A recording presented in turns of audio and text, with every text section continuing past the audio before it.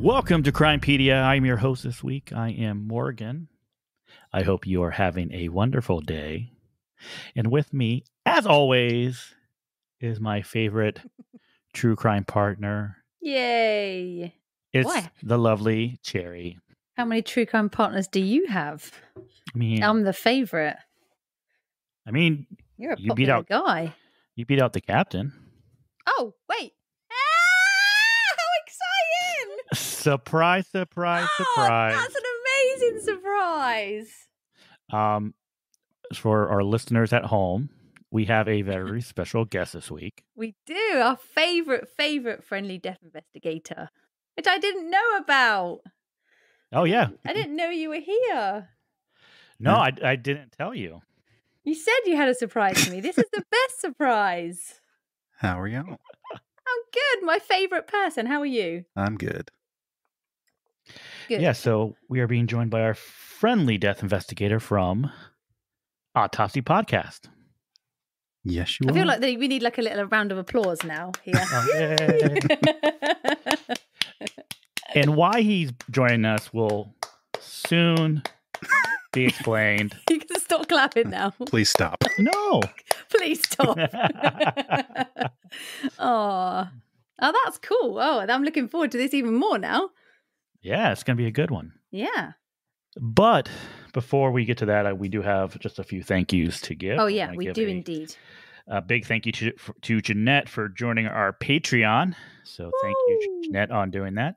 And if you haven't joined our Patreon, you can do so by visiting our Patreon page at patreon.com/crimepedia. You could join for as little as $2 a month. And our first episode of Crimepedia Case Closed will be available this week too. So you'll be able to hear that. So if you want some more true crime, you can just get another episode from us on closed cases. We've got to say thank you very much to Lindsay. I think it's a Lindsay who left us a really nice 5-star review. So that's really lovely. It says, I can't believe I've just stumbled across this podcast. It's great. Cherry and Morgan have such good chemistry. And the cases they do cover are very interesting. What's not to love? We love you, Lindsay. Thank you very much. Thank you. So, Cherry, this week we are going to be covering another potential murder, potential suicide. Okay. You remember last year we did a case of Sarah Wallace, right? Yeah. This case is eerily similar to that case. No. Okay. And I haven't told you that me and our friendly death investigator have been discussing this case behind your back. Okay. I'm excited to hear this now. So many secrets. I know, so many secrets. So how about we go ahead and jump right into that? Let's go.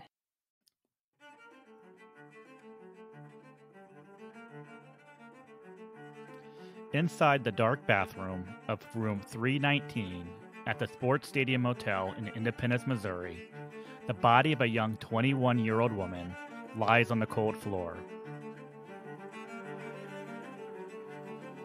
Police would determine that the woman had committed suicide and would close the case after a month's investigation. But numerous red flags would lead many to question the thoroughness of the police investigation. Was this truly a suicide?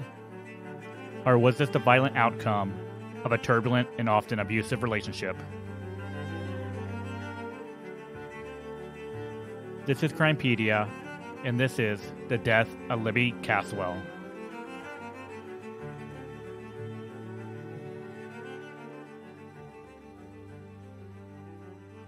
All right, Cherry. So Elizabeth Alexandra Libby Caswell was born on March 25th, 1996 in Independence, Missouri. to Robert and Cynthia Caswell. Libby grew up in a somewhat sheltered life, but started to come into her own by the time she reached high school. She was a fun, bright girl who was very social. She loved to dance, play guitar, and play sports. While in high school, she competed in gymnastics and was a varsity cheerleader. When Libby was 16, she began dating a classmate by the name of Devin Martin. Libby would end up pregnant by Devin and would give birth to her son, Xavier, the same year. This would be a rocky relationship, as the two would date each other on and off for the next 5 years. So how old was she when she had a child? 16. 16. Okay. Yeah. Yep. Okay. Young, bless her. In the last years of her life, Libby would face struggles with drug abuse and would often face verbal, mental, and physical abuse from Devin. Oh, no. At around 8 p.m. on the night of December 11th, 2017, a 911 call was made from the Sports Stadium Motel on U.S. Highway 40 in Independence, Missouri. The call was made from Devin, who stated that he had just woken up and found Libby had hung herself in the motel bathroom. Police would arrive on scene within minutes, just after 8 p.m. Police would find that the outside door to room 319 was locked and was forced to break it open. The room was in disarray with clothes and personal items thrown about the room. The bathroom door was closed and the light was off. When officers opened the door, they found the body of Libby Caswell lying on the floor between the toilet and the bathtub, with her feet propped against the wall next to the bathroom door. Around her neck, police discovered a canvas camouflage belt. The belt was secured by 2 metal tongues or prongs inserted into 2 metal grommets. Rigor mortis had set in, which was an indication to the officers that Libby had been dead for at least several hours. While initially investigators considered her death as homicide by strangulation, the medical examiner's investigator on scene would state that it was a suicide. This would ultimately be the determination that the Independence Police Department would make when they ruled Libby's death a suicide and closed the case. Okay. I see your face, and I know you have questions. I do. So when the police got there, okay, the outside door was locked, which they had to break in. Mm-hmm. Is the kid with them? Not. Devin is not at the motel. Okay. So where is he? Okay. So at 10:45 p.m., right? So this is more than 2.5 hours later, Devin Martin would show up at the police station and would be interviewed by detectives shortly after 11 p.m. So when they got there, the door was locked and the light was off in the bathroom, but he's rang to say he's just found her having hung herself in the bathroom. So he turned the light off, locked the door, and left. He left. He would leave and go to his dad's house. This is so similar. So similar to that case. It is very similar. That's exactly what the other boyfriend did. He left and went to his dad's. Yes, that's correct. So do we know why they were in the motel in the first place? What were they doing there in the motel? We do. I will get to that. Okay. To be quite blunt, I mean, I said she has dealt with drug issues. Yeah. And so they're in and out of places constantly. Oh, okay. So it's not like they've gone for like a romantic night. That's not the kind of thing not the kind of place you would go for a romantic night. This is not a place for okay. night. Right. Okay. This is a place that is. What was the name of the hotel again? Sports Stadium Motel.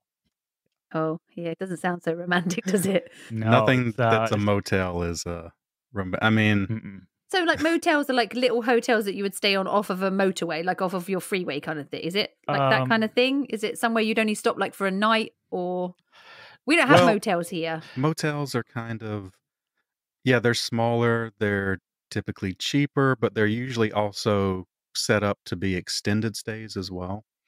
Oh, okay. But some of them can be fine, but some of them can be kind of seedy. Like it's hit and miss with a motel. Right, okay. Yeah, like a motel would be a place where the doors to the rooms are on the exterior of the building. Okay. Rather than the hotel where we have interior doors to the rooms. Right, okay. Now, this particular hotel was frequented by drug users, drug dealers, sex workers.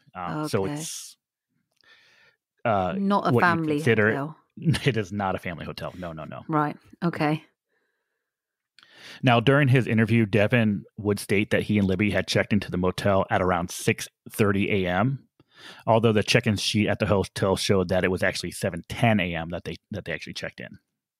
Okay. That morning, Devin would claim that he and Libby argued about his drug use. He would tell detectives that he had been exhausted from being up the whole night prior, and at 11 a.m. he fell asleep while Libby was taking a shower. At 8 p.m., Devin woke up and didn't see Libby in the room. When he turned towards the bathroom door, he noticed the belt coming out of the top of the bathroom door. When he opened the door, Libby fell to the floor with his belt still around her neck. Devin would tell detectives that he had loosened the belt to look for a pulse, and when he didn't find one, he began freaking out. He would leave the motel and call 911 as he drove to his dad's house. Devin would claim that Libby had been depressed and had been making suicidal threats. Now, detectives would also learn that a second man by the name of Nicholas Gomez had been present in the hotel room the morning of Libby's death. When interviewed, Nicholas would seemingly confirm Devin's statement, claiming that Libby was suicidal and had been drinking vodka all morning. However, Libby's toxicology reports indicated that there was no alcohol in her system. That was going to be my next question. What did the tox reports say? Okay. Mm-hmm. This, I don't know, straight away, I'm not feeling he's telling the truth. I agree with you for multiple reasons. Yeah. I mean, so you sent me over the photos of the scene, the scene that they found. The first thing that I'm looking at is that he says he fell asleep at like 11 o'clock, but she's fully clothed when she's supposedly then hung herself from the door. Yeah, that's correct. Yeah, so she's had a shower, got out, dried her hair, got dressed, then hung herself. Yes. And she's been drinking all morning. I can't see her logically thinking about getting dressed, drying her hair, getting herself all sorted and being like that. Well, we know for a fact that she hadn't been drinking all morning. Exactly. So he's saying she's been drinking, but even from just that sequence of events, that doesn't sound to me like somebody who's off their face on drink. And then we know for a fact that he hasn't because the tox report says that she hasn't. So yeah, that makes no sense. Now, just as the tox report wasn't completely clear. It just she didn't have she had no alcohol in her system, but the tox wasn't completely clear. Right. Okay. Okay. Interesting. Why did you find it, or why do you think it's unclear? What about it was the meth that she had? Oh, yes. Okay. We will get to that. Okay.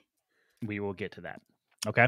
Yeah. Now, the other thing I want to point out too, with how she was found, or at least how the police authorities found her, was the fact that not only was she fully clothed, hair dry, everything, the location of her body is quite strange, given what Devin has told them. Okay, so for our listeners, so you have a idea of what the bathroom layout is. If you open the door, straight in front of you is going to be the toilet. To your left is the sink, bathroom sink. To the right is the shower. Now, Libby's body was located on the bathroom floor with her head between the toilet and the bathtub. Yeah. Okay. And the shower's in the bathtub, isn't it? That's correct. Yep. Right. Yeah. And with her head facing the far, so basically her head is towards the far wall facing the bathtub. So she's sort of kind of like wedged down between the toilet and the bath. She's just like laying in the small gap between, head towards the tap end of the bath and feet towards the door. Yes. Now, if we were to go off of what Devin told the police, where the belt was not attached, really, like was pushed through the top of the door. Yeah. And when he opened it, she would have collapsed and fallen. The way that her body is positioned does not indicate that's actually what would have happened. What we don't know is if Devin actually moved the body at some point. So is it possible that her body did fall and Devin moved it? Yeah, I guess that is possible. But why would you put it down? In his statement, yeah. Nowhere in his statement did he state that he moved the body. He said he loosened the belt, but he never said he actually moved the body. And I looked over just real quick, the bathroom photo again. Just for clarification, it is a very small space too. Like when you open the door, like a foot into the bathroom, you'll hit the toilet. I don't think there's a sink in there. I didn't see a sink. No, I couldn't see a sink. The sink's probably outside. Oh no, you're right. Yeah, you're right. Sorry, but that's just how tiny it was. There's room for a toilet, and then the shower bath is right next to it, and that's all you can really fit in there. Yeah, and so Libby is 5 feet 5 inches tall. Yeah, 5 inches, and she's the whole length of the bathroom. She is the whole length of the bathroom. So her head would be touching the back wall, and her feet are touching the door, the wall next to the door. Yes. The other thing is that her feet are in a very strange position for somebody who's just fallen down. Her bottom foot is laid almost like flat up against the wall with her top foot on top of it. So if you had just fallen straight down, I can't see how your feet would have got wedged in that bit like that either. And also, I mean, I know that people panic. People do panic in situations like this, but I would find it really difficult to believe that he would have moved her body from the middle of the room to down the side of the toilet, checking for a pulse. You would normally check where the body is. So I don't understand why he would then pick her up or move her to lie her face out in that gap. That makes no sense to me. The other way round, I could see it if he moved her from the gap into the middle, so he could check her pulse and check her. But I don't see why you do it the other way round. It is a very small small space for him to be checking a pulse. Yeah. And the feet thing, we're looking at it as this is what her feet look like when the photos were taken. If I had to guess, at least with the feet were probably moved before they took those photos, either by him or by authorities. Because the space between the bathroom and that door, and the tightness of it, I could see maybe her feet being in the way of the door when they're trying to get in and out. So it's because her feet are right next to the door. They could have slightly moved them and put them against the wall just to stop the door from hitting them. But that part didn't bother me so much. But where the body winds up and where she supposedly was when he found her is because another thing that I don't know if you went or if it's in any report, and I doubt he knows, but it's hard to know. Because some people do secure ligatures to a door, but it's usually to a door handle. It's not typically because trusting that you're going to put that canvas belt through the top of a door and close it, and that's going to be enough to sustain your weight. You don't know if... It also must be quite hard to do. If it's already around her neck, to then get it up and in a door so she can close it would be quite difficult. Yeah, and most people that do that typically... are sitting down when they do it. And we don't really know if she was sitting down or standing when he found him. I doubt he even ever said. Well, based on the belt size and her height, there would be no way that she could be sitting down with that belt over the top of the door. It's not long enough, is it? It's not long enough. No, it's not a very big belt from the picture. No. Wow. Okay. Yeah, you're right. And again, she's not the tallest person, but if she was standing in any kind of way and then she fell, you would almost think she would hit that wall. Yeah, definitely. Yeah. Oh, yeah. Yeah, it's odd. It's really odd. Yeah, I don't think she could stand on the toilet and have the belt long enough to get it over the door either. Well, I was going to say, she's taller than me. And I know for a fact on a standard door, I'm 5'3". On a standard door, there is no way I would get a normal belt around my neck and be able to put it in the top of a door and close it. And I'm 5'3", so she's 2 inches taller than I am. I don't think that 2 inches would make that much of a difference. No. I find that really hard to believe. Also, I'd be interested. I don't know. Let me just have a look at the pictures. I'd be interested to see the door handle is round as well. So there's no like knots in that. So it definitely wasn't against the door handle. She definitely didn't do it in the door handle. So I don't see how she could have done it through the top of the door, being the height that she is, if that's a standard normal door. Which I assume it would be. Yeah, because it's a hotel door. So I would imagine it's just a standard everyday size door. Yep. And I think you said when authorities got on scene, they noted rigor was already set. That's correct. Yes. See, that throws in a few. What's the word I'm looking for? Problems, maybe? Wrinkles? Yeah. Problems, yeah. Okay, No, you're right. So for people that don't know, rigor mortis usually sets in within how many hours of death? Usually. I know it's quite a wide scope, isn't it? Yeah, it depends too on a variety of things. Temperature in the room. I could see it setting in fairly quick with her because she's very tiny. Okay. A smaller person is going to set in probably a little bit quicker. Okay. But yeah, with him, he was in the room, allegedly, when she was already dead, and he was in the room at some point. And yeah, he opens this door, and she would have had to have again fallen forward, somewhat stiff, and yeah, and then he just leaves. That's always the worst possible thing you could do. Is did they drug test him whenever he finally shows up for questioning? Not that I know of. I don't have access to the police report at this moment, but there's nothing that I have come across that indicated that there was any sort of drug testing. Because that would be the only thing where you sort of, you're high, you find someone dead, you panic. Well, even that, but even that you would run. You don't stop to call somebody. Well, I guess he didn't call anybody. He told somebody to call somebody. Well, no, he did two things. Okay. So I'll bring this up. So in the autopsy report, under the circumstances of the death, I'm going to read this verbatim. This is what it says. Okay. According to the investigator report, the descendant is a 21-year-old white female with an unknown past medical history.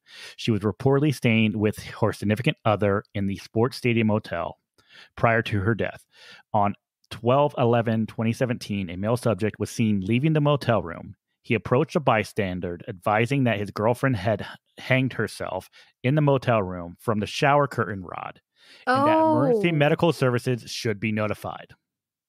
So first it was a door, now it's the court, the shower thing. Okay, that is correct.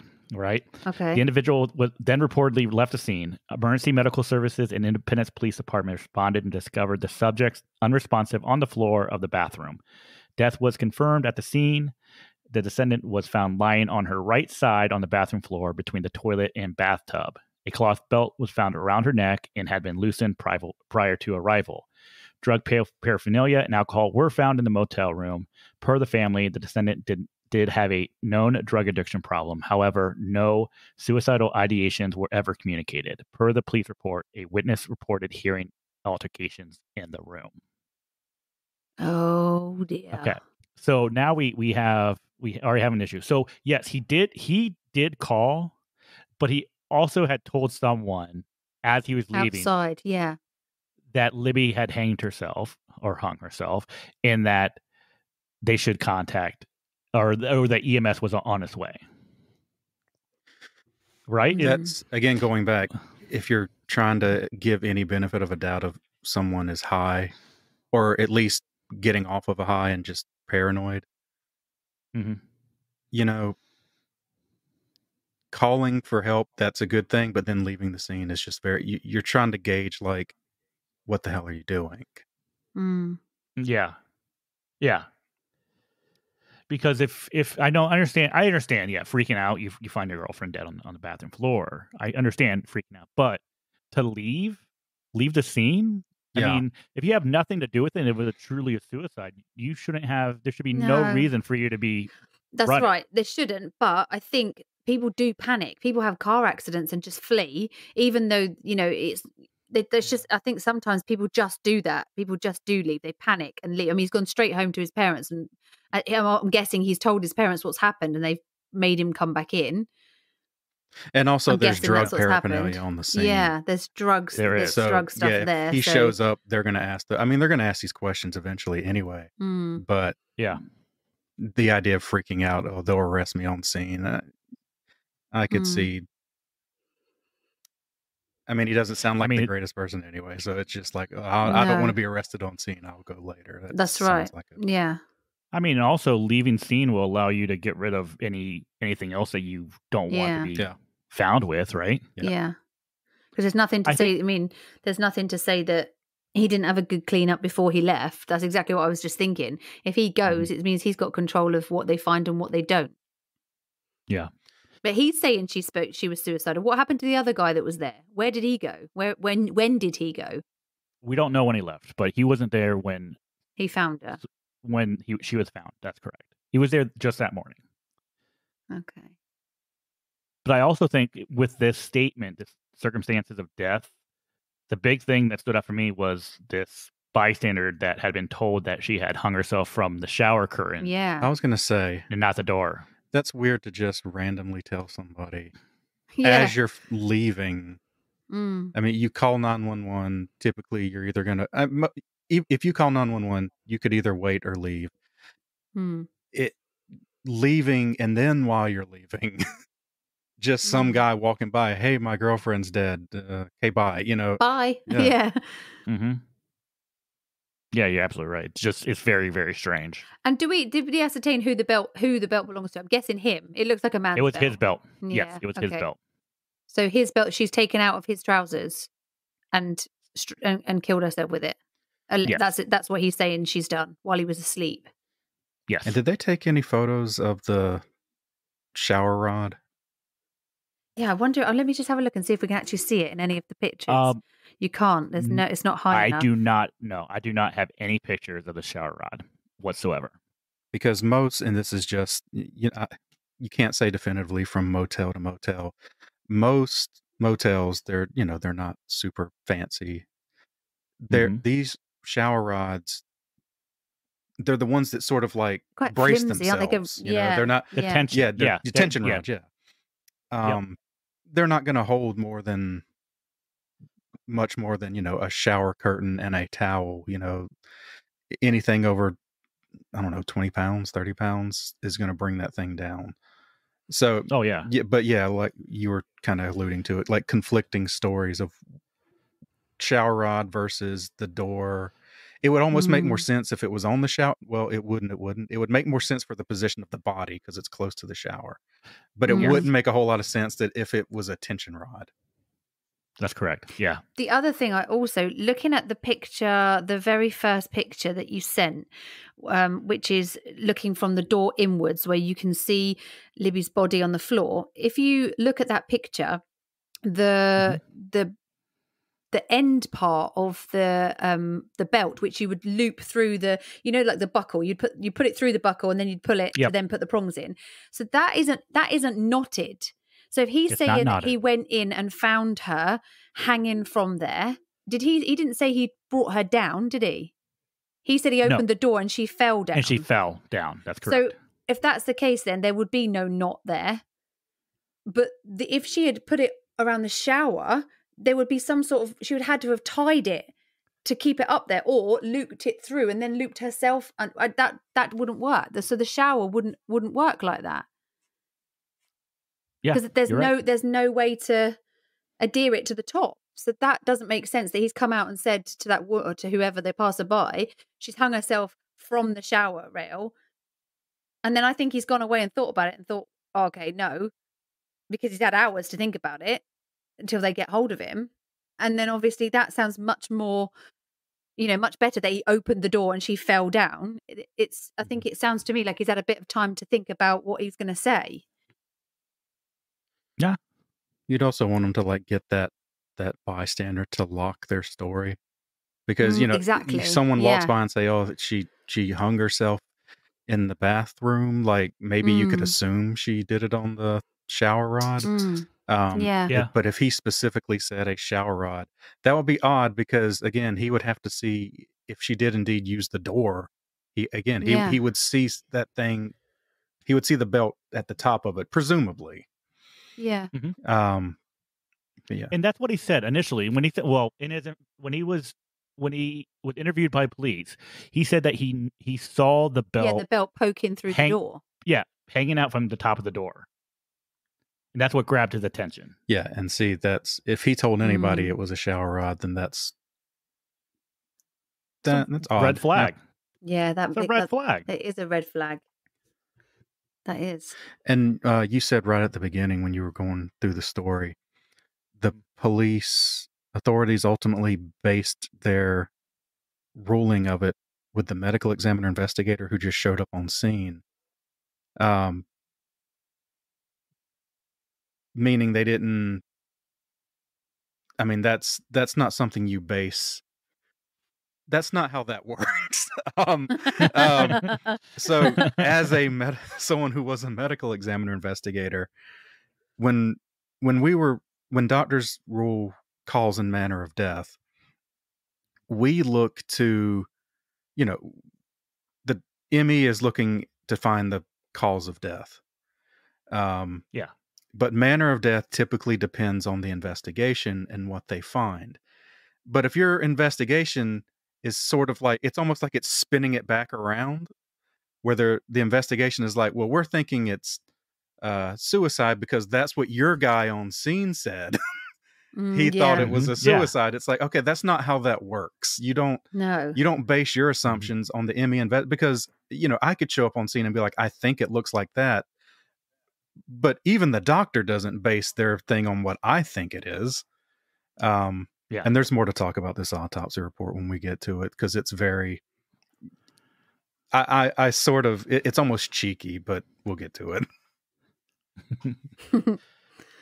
Now, investigators would speak to a witness who had been staying in room 320, which was next to the room where Libby was found dead. This witness would state that they had been awoken about 20 minutes prior to the police arriving to what sounded like banging, and they believed it to be a man and woman fighting.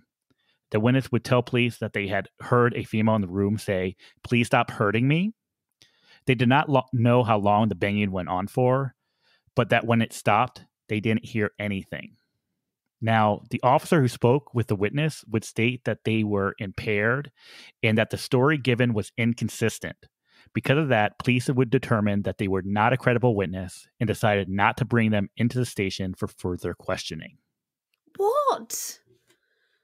Surely they should bring them in for further questioning anyway. Why were they not credible? They weren't credible because they were impaired, as in drunk or on drugs or drugs, drunk. I'm not sure. They just said that they were impaired. Okay, but you're taking the word of a guy who at some point was impaired, either that night or that day, and left the scene. Yeah. Surely they're worth bringing in and speaking to more regardless. Mm-hmm. And if they're saying, so if they can be believed, they're saying 20 minutes before the police arrives. The police wouldn't have taken that long to be on scene from when he called. They're saying that that maybe is difficult because they've already said that rigor mortis has set in. Would it set in within 20 minutes? Like that much? No. There you are. So that doesn't make sense. Mm-hmm. Does not. So I would say if they did hear anything like arguing and banging, I doubt it was 20 minutes before the police came. They may have heard it, but I don't think it was that quick. That's fair. Very fair.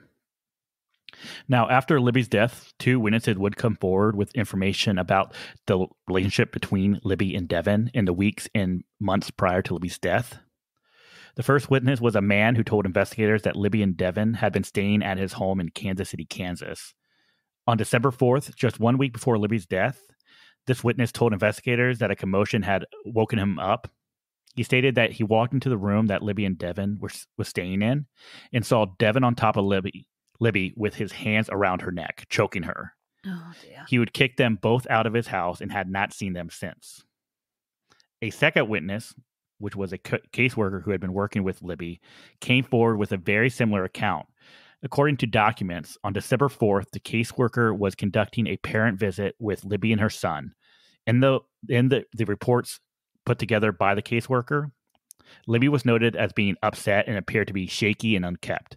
Libby would tell the caseworker that Devin had just choked her. The caseworker immediately began calling women's homes for domestic violence, but Libby was not sure about going. The caseworker told investigators that they had never heard Libby talk about suicide or act suicidal. They would state that Libby had been working with the agency to be fully reunited with her son and that she had earned many hours a week to be with him. Through the fall and winter of 2017, Libby had been tested clean on all of her drug tests and had been making plans to get her own apartment. That's really sad. Now, this history of domestic violence was well documented. Libby and Devin would often stay at Libby's parents' home. Now, over the course of Libby's and Devin's relationship, there were numerous calls from the Caswell home for domestic disturbances between the pair. So many so that the police would actually tag the home a nuisance, and the Caswells had to pay a fine. Oh, no.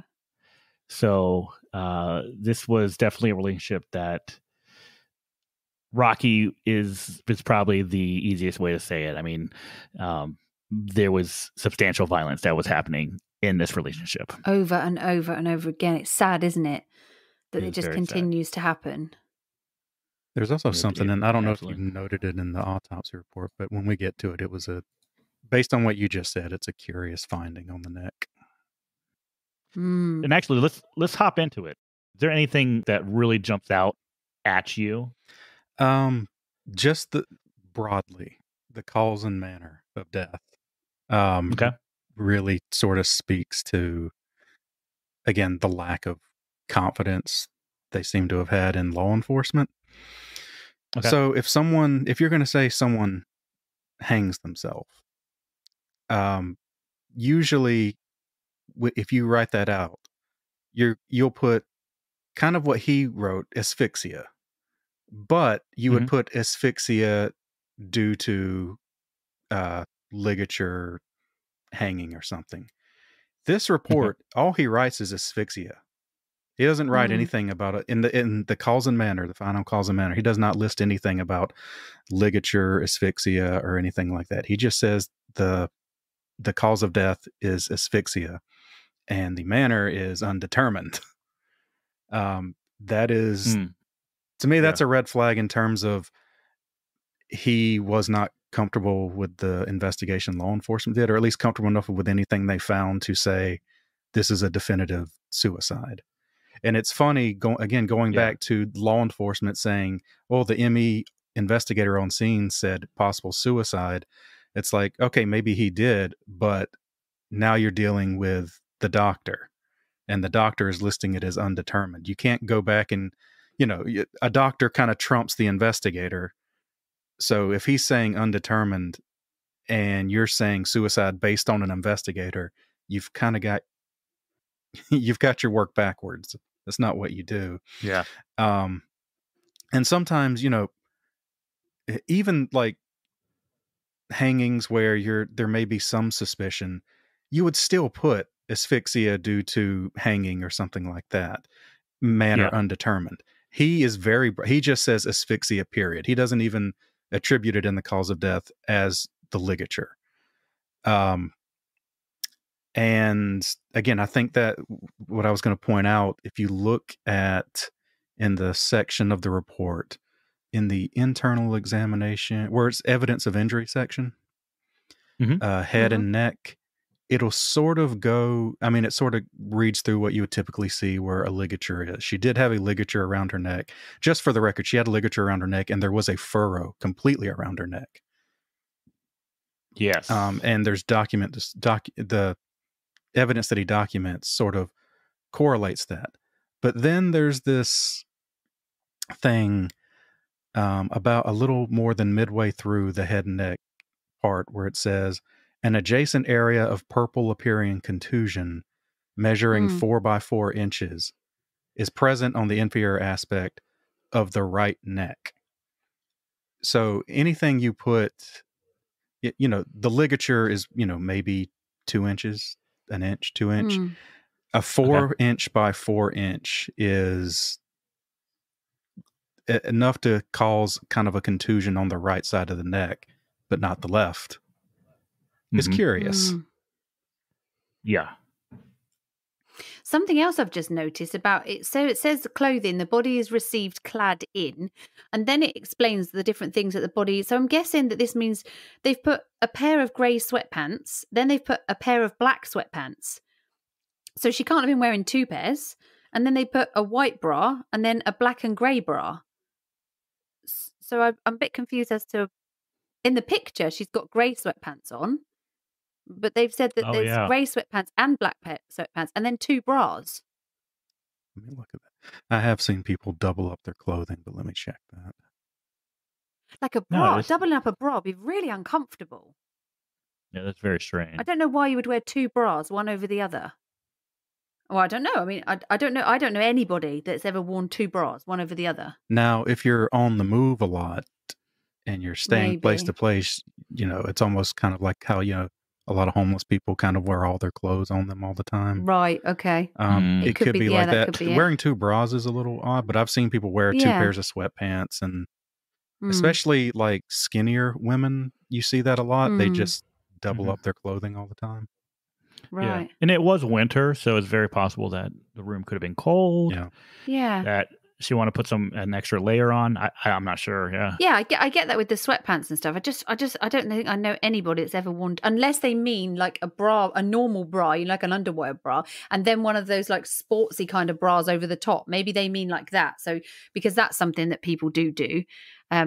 I've just automatically thought of like underwire bras, because that would be really uncomfortable because one wouldn't fit straight over the top of another one. So also it says that the palms of the hands appear dirty. Red acrylic nails cover the fingernails, extending beyond the tips of the fingers. Right thumbnail appears broken, and an acrylic nail is missing from the right 5th finger. Okay, so that sounds to me like there was some sort of fight or some sort of to rip your fingernails off. If you're just going to hang yourself, I'm not sure that, unless that's not happened, you don't know how long, I suppose, they've been off the fingers. That could have been from the day before, I guess. And that was whenever I was looking over it, because they do note, like, they don't really note any areas of hemorrhage on the fingernails. No. And they don't note anything under the nails that could be nothing under the nails. Yeah. But broken nails, one off. I mean, it could be something that happened, again, prior. But 2 or 3 days before. Yeah. Now, the other thing that I want to bring up is that in the pathologic diagnosis, they make note that there was no evidence of deep soft tissue hemorrhage or fracture of neck. So in a typical hanging, would you expect to see some sort of hemorrhaging in the deep tissue? You would expect to see something. And it even says in the report they did what's called the layered neck dissection, which those are the biggest pain in the ass they ever had. If there was one thing I was never great at doing, I was never great at doing the layered neck dissection, because it's so everything, all the neck muscles look exactly the same, because there's a series of them and they're stacked on top of each other. And you have to see, 100, 1,000 of them to start being able to be confident with a scalpel in your hand to start peeling them off. And that's what they're doing in the layered neck dissection, is they're going layer by layer of what you would call your strap muscles of your neck, and going into the layers and getting down underneath it to see if there's anything that, would have caused hemorrhage. And you would expect to see that. And again, the ligature, some people will use a ligature that's, a piece of cord or something that's not very thick. So that could like go up just align your neck and it's not very thick. So it might not make it down into these muscles. But again, she's using something very wide. And admittedly, it is cloth. There's a level of like soft cushionness type stuff to it. But you would still expect something, but they don't see anything. Yeah. And there's nothing that I saw where they noted on the face or the eyes, and I'd have to double check, but I don't see anything, the face or eyes, that mentions anything about petechiae. They say that's petechial hemorrhaging to the extremities. I was just reading that, and it says to the lower extremities. Yeah. It doesn't say anything about the eyes or anything. It doesn't say anything that I could read about eyes or anything like that. Yeah. It says that rigor mortis is full throughout the extremities and within the jaw and is broken with difficulty. Livor mortis is purple fixed and extends over the posterior aspects of the body and in the lower extremities. Now that kind of stuff, always keep in mind, they are documenting what they're seeing right in front of them. They can't straight in front of them. So most times, by the time these doctors get these cases and do them, rigor is already usually set in or starting to even pass, and lividity is usually fixed posteriorly. And again, that's where you rely on scene documentation, because that's where that stuff like truly matters in terms of, okay, you need to get photos. If she was standing up, then she really wouldn't have lividity really anyway. I mean, it would be in her lower extremities you would start seeing that. And that could maybe account for maybe petechiae type looking stuff in the lower extremities if she was standing to some degree. But again, you would still want them to just get better photos. With a question I've got about hangings in general, with a hanging, is it quite possible that you would find the tongue protruding quite a lot of the time, or is that something that depends? Is it very common, or is it an uncommon thing? It's fairly common to see that. Okay. Yeah. Okay. That was interesting. Especially because, again, by the time they find her, well, I'd hesitate. I was going to say, by the time when they find her on scene, she's supposedly got rigor, but then it's definitely documented during autopsy, which means she's still got rigor, and there's no real like, because a lot of times on decomposed bodies, you will see the tongue really protrude out. Yeah. But she's not really there yet. No. But yeah, on hangings, you do see that from time to time. I do see that quite a bit. So it was about 12 hours between the time that police arrived on scene and the beginning of the external autopsy. Yeah. Okay. Another thing that's quite interesting is the toxicology report. We talked about there being no alcohol present, which I'm just reading through, and there doesn't seem to be any alcohol that they've put on here at all. But it's quite interesting what is in her system. So we've got, if I'm reading this, I'm reading this correct, we've got amphetamines, methamphetamines, cannabinoids. I'm not even going to try and say the next one. Then nicotine, cotinine, and caffeine. That is what those are the panels that they were taking. Right. Yeah. But there was only confirmation in the blood of amphetamine and methamphetamine. And methamphetamine, yeah. Okay. So that's what we've got, the confirmation. It's just the two. Just amphetamine, 450. So is that milliliters? No, that's not nanograms not per milliliter. Nanograms. Oh, okay. And then methamphetamine. Okay. No cocaine either. Yeah, and I checked on this for Morgan with the meth. Because it's 1,628 nanograms per milliliter for methamphetamine. It sounds like a lot, but it's not quite that much. Okay. The person I was talking to, they're like, yeah, we kind of look at more, it says nanograms per milliliter, but we would look at it as, I would look at that as 1.6 grams per, or nanograms per liter, however she converted it. She's like 1.6 isn't, she's like, it could be enough to be lethal, but not necessarily. And she'd also seen as much as like some people will have like 30, Oh, wow. Milligrams per milliliter. Yeah. Now, I would be curious if Libby, let's say Libby had been clean and then began again. Yeah. Would that be enough to cause a potential overdose? It's because she's also pretty tiny. Yeah, she's small. And also, these are street drugs. You never know how potent they even are, what they're getting. Especially stuff like, I mean, it's not on her report, but like stuff like fentanyl, you know, there's the stuff that they sell in the stores that you can sort of quantitate and get and sort of know to some capacity, but whatever they're putting on the streets, you really have no idea how potent it is. And the same, especially for meth, you never know how strong something might be. But again, what's in her tox, I mean, it could be lethal for someone of her height and weight. But it's still not that much. Okay. Could we also discuss, even though it sounds crazy, the idea of a person hiding a overdose by setting up the scene to look like a suicide? Yeah.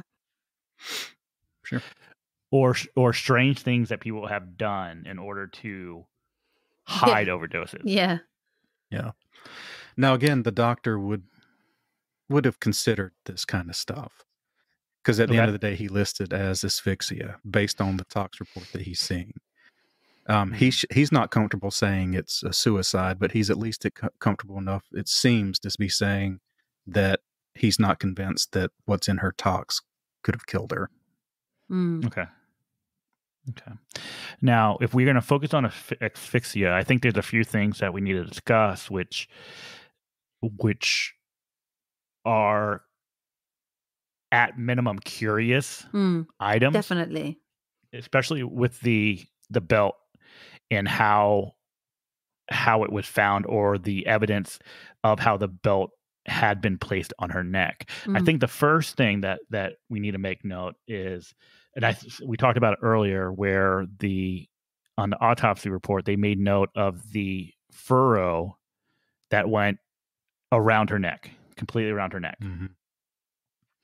Now, if she would have been hanging from the bathroom door, you would imagine that furrow at some point would have deviated up behind her ears to a point somewhere on the back of her head, with just how how the weight of her body would have been pulling down on that belt. You wouldn't expect to see a furrow completely encircle the neck, right? Could be. Possibly.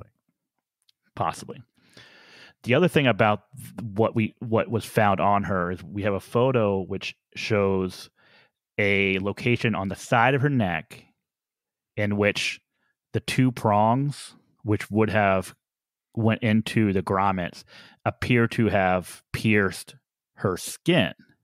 Now, Cherry, before we started recording, you brought this up. You said you didn't understand how that could be possible.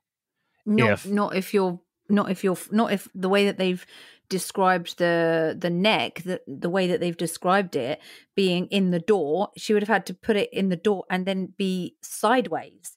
So it doesn't, to me, looking at the picture and looking at her injury, or the injury on her neck, it doesn't make sense of how she would be hanging from the door but have that injury in the place that it is. It looks like more along the lines of if the belt being around her neck and somebody pulling it. Yeah, from the side. From the side, not being pulled from the side, not from the back. Not from the back. No. This is one of those things where this is why and whenever you showed me this initially, I thought it was maybe law enforcement who had done this. But it sounds like he's the one that he stated he loosened it. Which again, he checks on her, he loosens it, he calls 911, and then he leaves. It's like you care enough to check and loosen it and check for a pulse, and then I guess you just dart because you don't want to get held responsible for what's on the scene.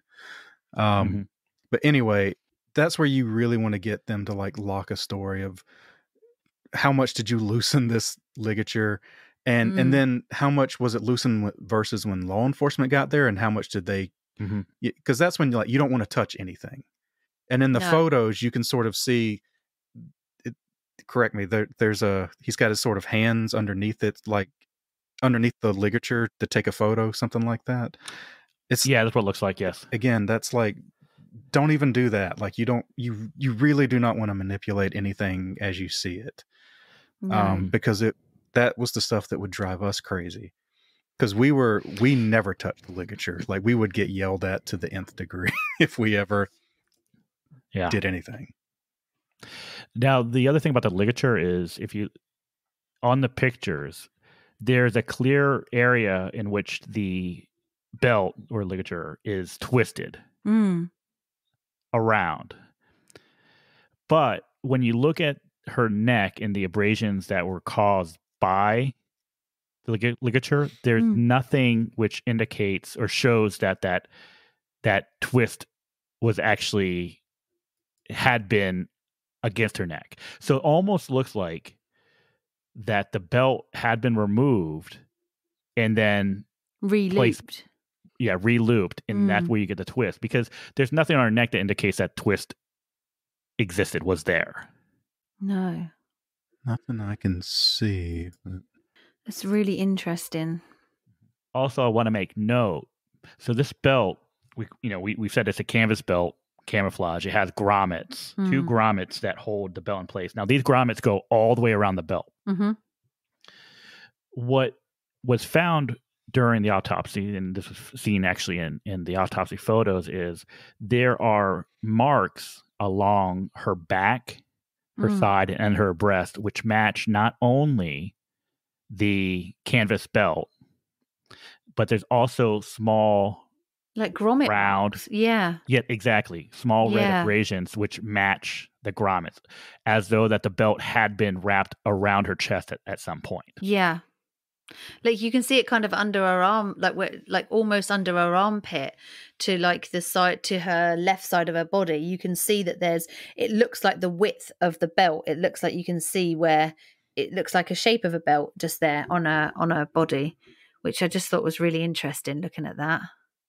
And I don't know if I saw this mentioned in the autopsy report, but in addition to those marks, there was also bruising on her shoulder, like near her clavicle. So at the bottom of her neck, the top of her back, there is bruising which resembles almost like a boot or a shoe pattern. But this was something that was not, if I'm not mistaken, was not mentioned or noted in the autopsy. No. I can't see anything. I can't see anything like that. This is crazy. Absolutely crazy. Now, I'd still be curious to see, because I see the thing kind of around her, the side of her chest. I'd be curious to see what the bra looks like. Okay. Yep. Because at least the width, the strap mark looks kind of like something you'd see with a bra. But that's about as near as I can tell. I'm looking at the thing now, the pattern contusion. That, I mean, it'd be hard to say a shoe print from this photo. Anyway. Yeah. With this, in the autopsy report, it says on the head and neck, it says that there's within the right lateral aspect of ligature furrow, 4 circular 1/4 inch abrasions corresponding to the belt keeper rivets on the ligature are present. And then it doesn't say. I was just looking to see if there was anything else to say about any more rivets. It does say she's got a couple of healing abrasions, so which is within her eyebrow. But if we know that he's already been accused of hurting her and choking her, it seems to be a thing that's quite prevalent in their relationship. So I'm not surprised. That's what I was saying to you before. I'm not surprised to see healing wounds or healing things on her if this is something that happens quite often. Yeah. As a note because I'm trying to find did you send was there anything with just like a clear shot of the face? And I only ask because I mean, based on the story, she was clean, and then I don't know how recent she may have been suspected of using again. But it's usually people who have prolonged youth. They'll do this, what's called like picking on their face. It's something specific to like opioids, where for whatever reason people just start picking at their face when they're, and you typically see that on like people who have prolonged like drug use, and if they die and come in, you'll see just marks on their face where they pick at themselves. Wow. Yeah, there's no real close or clear pictures of her face. I mean, every picture that I have, her head is turned, and just from those pictures, there's nothing specific that you could call out as picking. But once again, they're not focusing on those areas and in those pictures, so it's tough to say. So all we know is that death is ruled as asphyxiation. There's no, it doesn't give a homicide or a suicide. So it's just asphyxiation as the cause of death. Yeah, and undetermined for the manner. So non-determined. Okay. So what happened with him? Oh, interesting. So Devin's currently in prison on unrelated charges. Right. So he's had a lot of issues with police since the death of Libby. I know that he actually, as of February 2022, he was back in prison on a probation violation. So Devin is currently serving time behind bars. Okay. That is our case. Is there anything else that you want to point out before we wrap this up? Again, what I was going to say is, in my experience, the doctors I've worked with, when they write out cause and manner of death, when they get very vague like that, you almost feel the frustration coming through the report, where they're just like, we'd really, really like it if you could try a little harder here, because we've got, again, he doesn't sound confident enough to rule it as a drug death. He seems like he could rule it as asphyxia, but he doesn't want to put ligature, and that's why I also noted that 4-inch by 4-inch abrasion, because you never know what exactly that could be, especially if it's on the right side of her neck only. He could be sitting there as a doctor just thinking, well, she could be asphyxial, could be something related to that, but we don't know, because they decided to listen to our ME investigator. Yeah. Yeah. That's frustrating, isn't it? As the death investigator, do you think that at least from the autopsy, with their findings on autopsy, is there anything that you would disagree with? I don't think there is, but no. Again, it just reads as he's documenting what he sees in front of him. And again, I think we talked about there's bits and pieces of things here and there in it, but none of it is like super compelling enough for him to want to say one way or another. And again, that's why it leads you up to just a very vague cause and manner.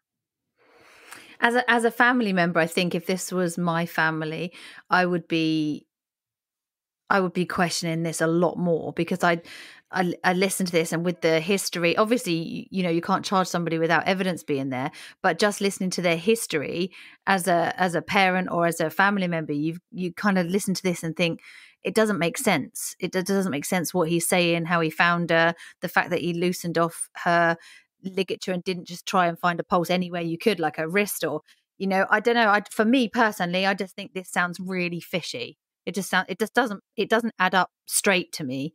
I don't think I'd be entirely convinced that this was a suicide.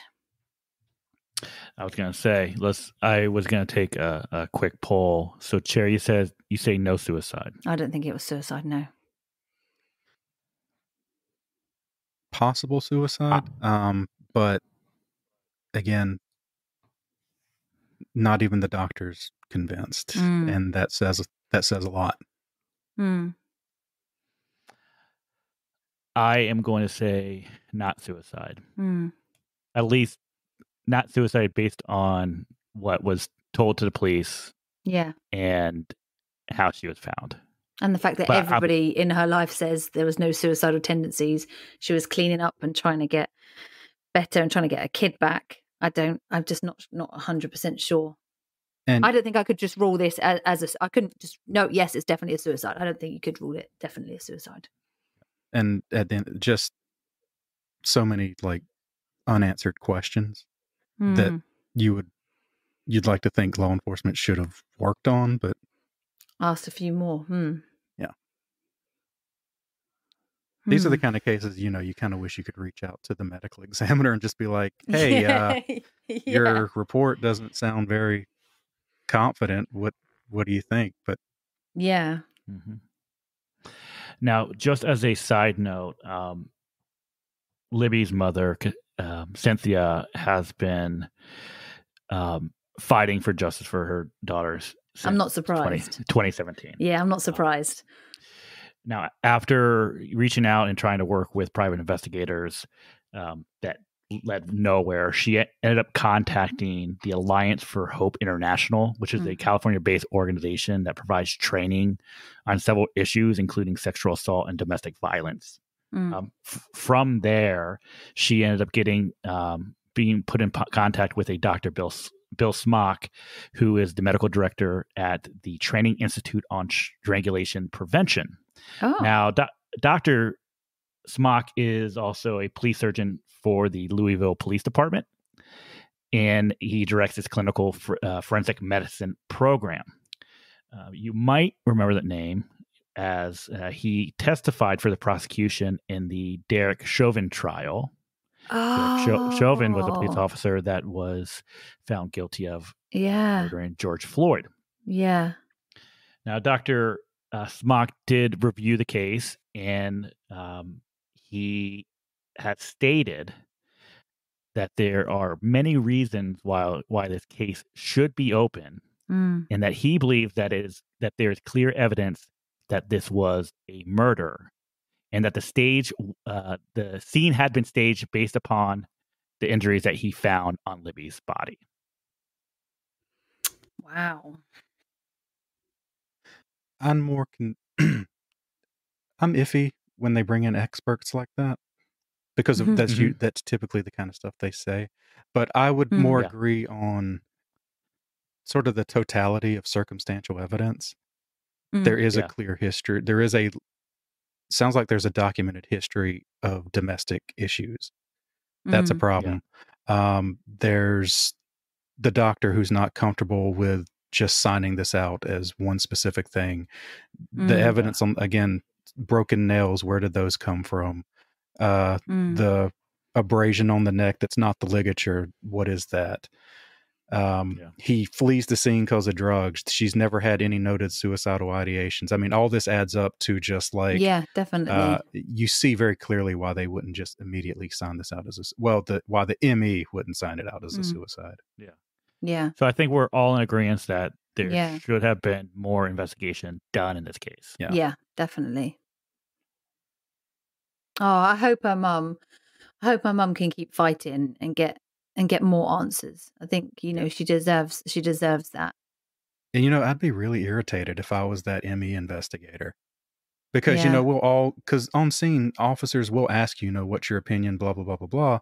And you're just getting there. You don't really know everything. Like, you rarely do the officers ever tell you every little thing about it. No. So you could just say, well, it could be this, it could look like a suicide, it could be like that. Just stating that offhand, and then that comes back to bite you, where you're just like, that's not what I said. Yeah. I wonder if that medical investigator would actually have something different to say if you spoke to them. Yeah. Just like that. Like, I did say, it looks like it could be a suicide, but it didn't say, yes, this is a suicide. I didn't tell you to sign your case out as a suicide. Yeah, exactly. So it'd be quite interesting to speak to that person. So I wonder if we would find that would be the case. That, yes, they said it could be a suicide, or it looks like a suicide, but didn't actually 100% say, yes, I'm confident that this is a suicide. Interesting. Very interesting. Well, thank you for joining us. Yes, thank you. Would you like to stick around as we do a little bit of what we like to call Dumb Criminal? Sure. Hey, criminal, use a dummy. Okay, so I've got a great one for you today. So, a would-be thief was arrested and admitted to hospital after swallowing a £9,000 diamond ring during an attempted robbery at a gem show. So wait, what? Yeah. Wait, how much again? £9,000, as in money, £9,000 worth of money. Oh Yeah, my God. The Okay. disconnect. When you said that, I was like, "That's an English thing. That's not." Not pounds as in weight. I mean, Okay. Pounds as in money, English Okay. money. Okay. All right. Okay, so this 32-year-old Chinese man went to a gem show with a friend, and what he tried to do was distract the person that was on the stand with all these diamonds by having a fake diamond to try and like swap it out. But the person that was there on the stand realized what was going on, shouted as they swapped the diamonds over, and then this person just took off running. So as they chased after him, they managed to catch him, but he then just shoved the diamond in his mouth and swallowed it. However, the diamond got lodged in his gut, which meant that he needed surgery to have it released. So they gave him laxatives, and it just wouldn't budge. They kept giving him X-rays, and it was literally lodged in his gut. Now the people obviously at the hospital, the doctors had said that unfortunately there was a massive danger that the diamond could tear his guts. So the pointed end of it, they were worried would literally tear his inside. So they had to take him in for surgery to release this diamond. Now, I understand that they did get the diamond out and gave it a good clean, but they haven't said whether or not he actually survived or had any significant damage. But that's what he tried to do. So running away from it, the idiot decides to swallow it, and then not they can't get it out the other end with laxatives, so they have to take him into surgery and cut it out of his guts. So do you think that diamond is still worth £9,000? Oh, I don't think I'd want it after it had been in someone's guts. How funny would it have been is when they did the surgery, like the surgery's done. Do you know how much this surgery is going to cost? £9,000. £9,000 that you no longer have because we took it back from you. Exactly. Yeah. I hope they made him pay for that too. I hope they made him pay for that surgery and sent him to jail for being stupid. So I have a question. What's the dumbest criminal that you have encountered in your line of work? Me? Yeah. You must have seen some dumb things. There's some, or at least heard about dumb things. Well, there's one I always refer to this story as kind of it's funny dumb, but it's also kind of tragic. Okay. Okay. Because it sort of shows just how quickly you can die when you weren't planning to. And it was a domestic issue between this husband and wife. And they were in an argument. He leaves the house. She's like closes the door behind him, and she locks him out of the house. And he is just like kicking up dust, screaming at the door, and like, "Let me in!" Blah blah. He's circling the house, just blah blah blah, whatever they're doing. And like he can see her through some windows, and God knows what she's even saying to him. And he comes to this one window, and he's just screaming at her. And that was the point that he thought then and there he was going to show her a thing or two. So he's screaming at her through this window, and he just boom punches straight through it. And when he did that, a shard of glass cut right on his right around the crook of your elbow, your inner elbow, hit him right there and dropped him on scene. When EMS got there, he was gone. Just bled out? Yeah, that fast. Wow, she wasn't expecting that as an outcome of an argument, was she? So that's crazy. I mean, tragic, but mildly amusing just for the, like, I'm yelling at her, I'm going to show her a thing or two, and then minutes later, you're gone. Gone. So do not punch out windows. Do not punch out windows, people. That was like the funniest thing in terms of... I don't know if y'all ever saw the movie The Nice Guys. with Ryan Gosling and all that? No, it was it's one of the funniest jokes that having said that, it's one of the opening scenes of the movie is Ryan Gosling breaking into this bar. And so he goes to this back door, he wraps a cloth around his fist, and he just smashes through the window. And when he does, the glass cuts across his wrist. And then it immediately cuts to him in the ER, and he's being treated as a suicide patient. And I was like, that's real. That's what that is. That happens. That actually happens. Thank you. Thank you so much for joining us today. Obviously, your knowledge is amazing. So it was really good to have your input on that one. It was really helpful. Thank you. And tell our listeners where they can find you. You can find me. I do Autopsy Podcast. So wherever you listen, it's probably there. Apple, Spotify, all that stuff. Autopsypod.com is the website. I usually post everything there. There's some YouTube content.